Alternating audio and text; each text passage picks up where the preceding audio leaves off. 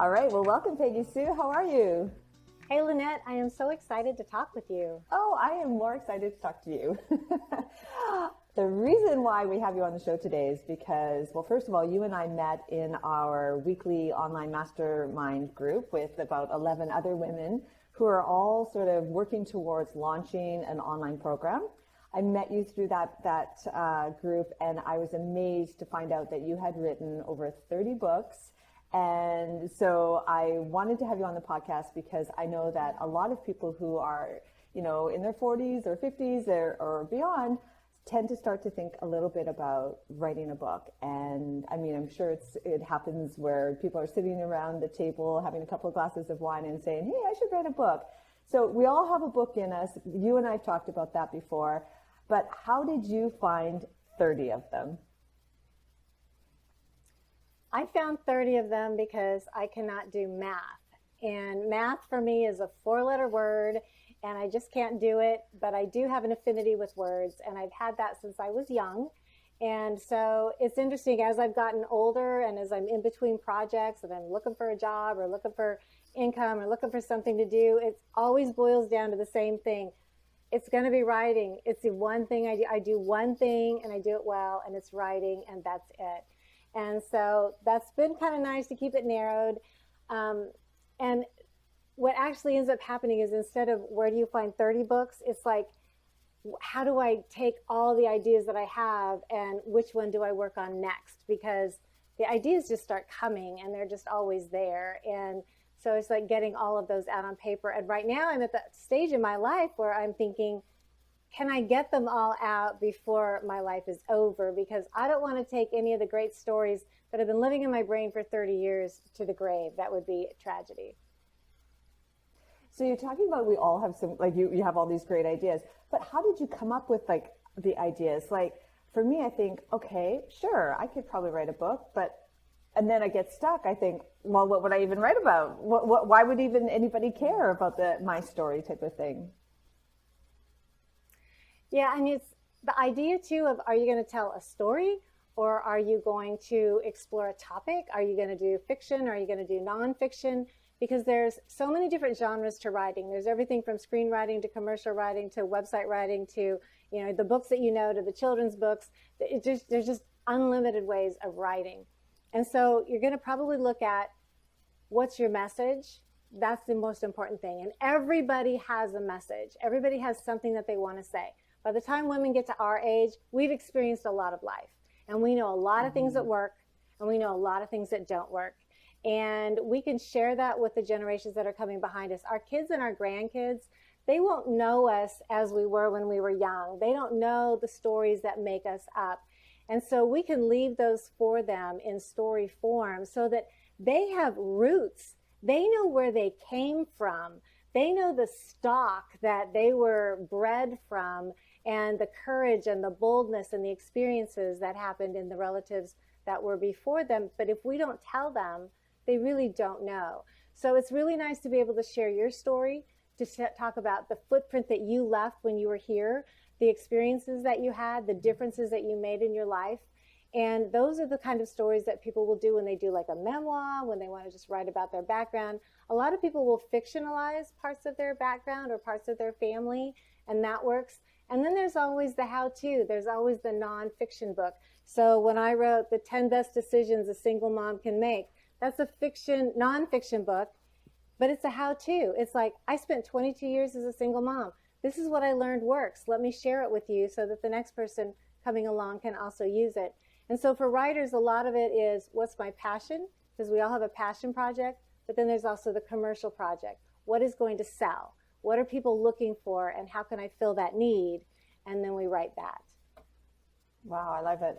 So if I was to say, okay, I'm going to sit down and start to just sort of brainstorm a little bit around, okay, I like what you said about, leaving, I'll paraphrase a little bit, but leaving this sort of legacy behind through your book. So even just to be able to sit down and say, well, what would you want your grandchildren or your, a younger generation person to know about you? I really love that idea. I've never really thought of it that way, actually. And I think that we start to create stories in our own head about how, maybe somebody wouldn't really care about my story. They wouldn't, why would they find that interesting? And I think there's so many things that can happen, like sort of gremlins. I talk a lot about in my Encore Life Academy groups around our, taming our gremlin, and that voice in your head that tells you, no, you can't, you're not good enough. And I feel like sometimes maybe that could possibly happen when it comes to writing a book, especially. I think most of our battles are fought in our head. That is the big thing to try to, have victory over. When my grandmother passed away, she had lived with my mother for quite a while in her last years. And my mother and her sister were at Grandma's bedside when Grandma passed away. And when she was gone, these two sisters, these two daughters, looked at one another and said, there is so much about that woman we do not know. Oh my They gosh. spent an entire life with her, but they knew her as their mother. And a mother role is so limited compared to the girl who grew up on the farm in Ohio, and the girl that lived through World War II, and the girl whose brother was, a POW, and the girl whose husband was killed in World War II of the biggest train wreck that's ever happened to the troops in the U.S. The woman that fell in love, the woman that gave birth, the woman that, put up Christmas trees and left them there till summer waiting for her brother to be heard from. Those are the stories that our children don't know about us. And they're the stories of life. It's such a good point. I think about, go ahead, sorry. I was going to say the part about the gremlins is that we all do that. People that have written 100 books, 200 books, we get into a book every single time. There is a point in that project where I'm like, who do I think I am? Who do I think I am to write this book? Who do I think that I am that this is going to turn out good? That's normal. You push through that and you do it anyway. You keep writing. And we do what's called the shitty first draft, because every single first draft is not great. The punctuation's bad, stuff's out of order. You're going to have to move this over there later. I don't even know what I'm going to put here, so I have a big gap. And so you just put all that together. And then once you have vomited out everything that you've got in your head on this topic onto the paper, then we go back and we polish and we arrange and we move. And sometimes I'll put a chapter down and then I'm like, keep writing and keep writing. It's like, oh, I didn't know that was going to happen. I didn't know that was going to happen about this character. One of my daughters is an author, and when she was 13, there was a writer's competition that the kids that had just left the tweener age would write an exciting book for the reluctant readers of the generation they had just left, that period. And so I bring this home to her, and I'm like, here, do this assignment. And she said, no, writing's your gig, Mom. I'm not going to do that. And I said, well, you don't like book reports and you don't like essays. So if you write this book for this competition, there is a college scholarship involved and you don't have to do that other writing. So she says to me, okay, fine, I'll write the stupid book. So she gets going. Of course, she doesn't want me to see anything, which is fine. And at one point, we were homeschooling. I looked at her and I said, hey, honey, you got to get some math done. You got to leave the computer and come and do some math. She said, okay, fine. So she comes over and she works on her math problems, goes back to the computer, and she's back so fast. I'm like, wow, you've really been bit by this bug, even though you're not going to tell me. But she gets on there and she's like, Mom, guess what the bad guy was doing while I was doing my math? And that's what happens in writing our story. Half of our story comes out the way we think it will. The other half just comes through the creative process, and our characters take on their own life. And the story that comes is half a surprise even to the author. Right. So PeggySue, I know you do a lot of coaching with people. You actually were just coaching your daughter there as well. I want to go back to a couple of things you were saying. So first of all, I want to go back to that story where the mother died. And so we only know our mother as the mother, and we don't know the deep stories behind it. I really liked what you were saying there. And I think that, leaving a legacy is sort of what you were implying there around being, there was a quote I read a few weeks ago, and it was just something like, you know, when I die, I don't want my legacy to be a bunch of boxes in a storage room. And that really hit home for me too, because for me, that is absolutely not what I want either. And as you know, I've been doing a lot of traveling over the past year, sort of figuring out what I want to do for my what's next.